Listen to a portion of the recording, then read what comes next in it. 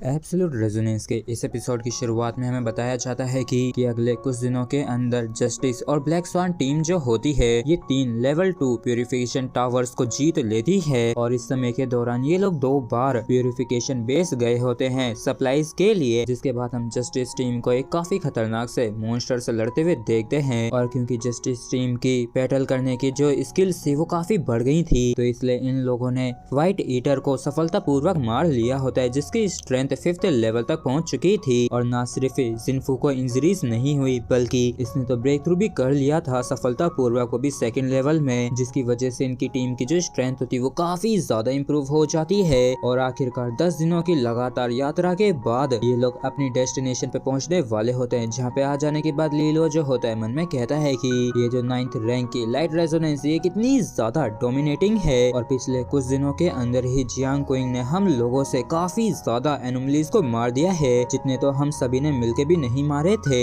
जबकि बाकी के लोग जो होंगे वो पहले ही प्यूरिफिकेशन बेस से लौट के चले गए होंगे मेडिटेशन के लिए। लेकिन जियांग क्विंग जो है ये बिल्कुल भी इस चीज से परवाह नहीं करती है, बल्कि इसका जो ऑरा है वो तो और भी ज्यादा टेरिफाइंग हो गया है। और तभी ये क्यूटी कहती है कि ये जो चौथा टावर ये काफी ज्यादा अजीब है, क्योंकि इस टावर में जो पोल्यूशन है वो काफी ज्यादा खतरनाक है, ज्यादा है, तो यहाँ पे तो और भी ज्यादा एनोमलीज होने चाहिए थे हर जगह ही। तो इस पर क्यूबई भी हामी भरते हुए कहता है कि हाँ, इसी वजह से कैप्टन ने इंसुलेशन स्क्रॉल को इस्तेमाल करने के लिए कहा था और डायरेक्टली अंदर चार्ज करने के लिए कहा था कि जिससे कि हम सीधे जाके उसको प्यूरिफाई कर सके इस टावर को। लेकिन आखिर ऐसा कैसे पॉसिबल हो सकता है कि हम टावर तक पहुंच गए और हमें यहाँ पे एक भी एनोमली देखने को नहीं मिला। तो भाई मैंग कहती है कि लेकिन ये जो टावर ये प्यूरिफाई तो नहीं हो रखा है और ऐसा भी नहीं दिखता है कि हमसे पहले यहाँ पे कोई और आ चुका है। जबकि लीलो कहता है कि धत तरीके लड़ने की बजाय इसकी वजह से मुझे अचानक से अजीब सा महसूस होने लगा है। और जियांग क्विंग कहती है कि जब चीजें नॉर्मल से एकदम अलग होती है, उसके विपरीत होती है, तो पक्का कुछ ना कुछ गलत या अजीब जरूर होता है। लेकिन जो भी हो, चलो चल के इस प्यूरिफिकेशन टावर को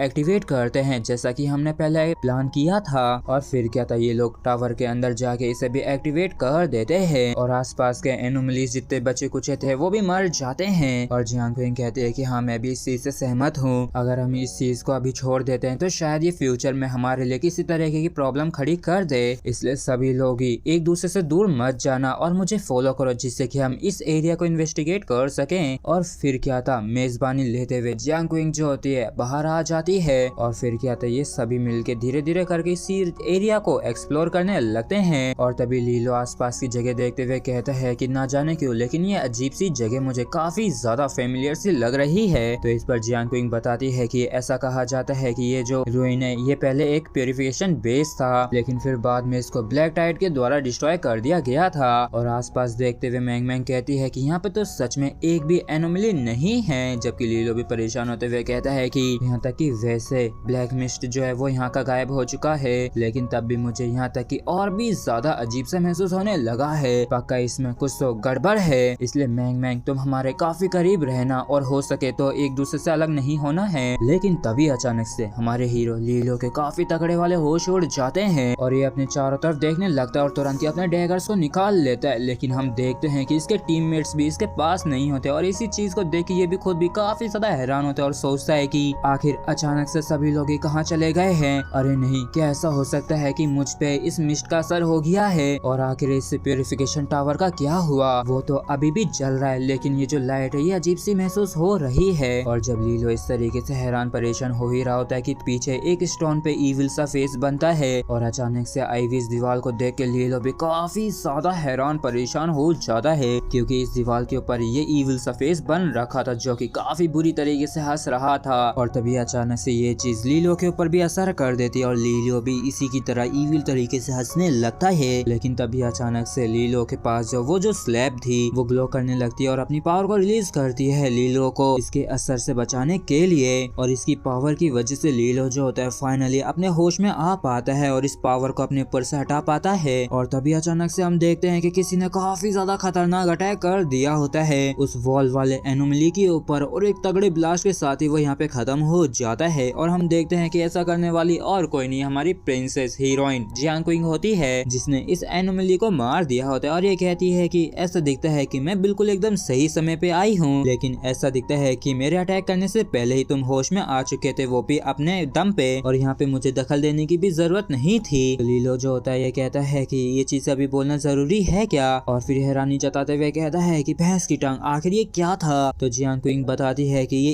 इविल थॉट इल्यूजन था, और यहाँ पे ये जो इतना खतरनाक सा परेशानी खड़ी करने वाला इविल थॉट इल्यूजन था। तो ऐसा दिखाई पड़ता है कि यहाँ पे काफी ज्यादा खतरनाक पावरफुल क्लेमिटी लेवल का एनोमली विजिट कर चुका है इस जगह को। और जैसे लीलो इविल थॉट इल्यूजन क्लेमिटी को सुनता है तो इसके होश उड़ जाते हैं, और तभी क्यूटी यहाँ पे आते हुए कहती है कि कैप्टन, ये जो इविल थॉट इल्यूजन है ये वाकई में काफी ज्यादा खतरनाक खौफनाक है, और यहाँ तक कि हमारे एहसास किए बिना ही ये हम पे असर कर गया था। और तभी लीलो जो होता है तुरंत ही मैंग मैंग के पास आके पूछता है कि मैंग मैंग क्या तुम ठीक हो। तो मैंग मैंग कहती है कि इस चीज का हम पे भी असर हो गया था, और जैसे हम उस अवस्था में एंटर किए लेकिन तभी अचानक से लकीली जियांग क्विंग हमारे पास आ गई और उसने हमें बचा लिया। और लीलो इस चीज को सुन के कहता है कि क्विंग यहाँ पे कुछ तो काफी अजीब दिख रहा है, और तुमने वो जो स्माइलिंग फेस देखा था ब्लैक वॉल पे, क्या उसको भी किसी एनिमली के द्वारा पीछे छोड़ा गया था। और लीलो अपनी बात खत्म किया ही होता है कि तभी अचानक से जियांग क्विंग ने काफी खतरनाक स्वॉर्ड अटैक कर दिया होता है, जिसको देख के लीलो की फटके चार हो गई होती है, और ये डर के मारे यहाँ से दुम दबाते हुए भागते हुए कहते हैं भैंस की टांग ये क्या है। और हम देखते हैं कि जियांग क्विंग का ये जो अटैक होता है असल में किसी और को जाके लगा होता है, और इस अटैक की वजह से वो बंदा काफी दूर जाके गिरता है। और हम देखते हैं कि ये जो अटैक था ये असल में सीनियर क्यूब भाई पे जाके लगा होता है। और फिर क्या था जियांग क्विंग जो होती है कहती है कि मूव मत करना, और इतना कह के ये अपनी लाइट रेजोनेंस की पावर को इस्तेमाल करने लगती है और किसी तरीके के सर्कल को एक्टिवेट कर लेती है। और क्यू भाई से कहती है कि क्यू भाई जल्दी से इसे क्लैरिटी के सर्कल में अपना कदम रखो। मगर क्यू भाई जो होता है ये कोई भी जवाब नहीं देता है और हंसने लगता है। और हम देखते हैं कि इविल थॉट्स का क्यू भाई के ऊपर असर कर गया होता है, जिसकी वजह से इविल तरीके से हंसने लगा था। और इस चीज को देख के जस्टिस टीम के सभी लोग काफी ज्यादा हैरान परेशान होते हैं।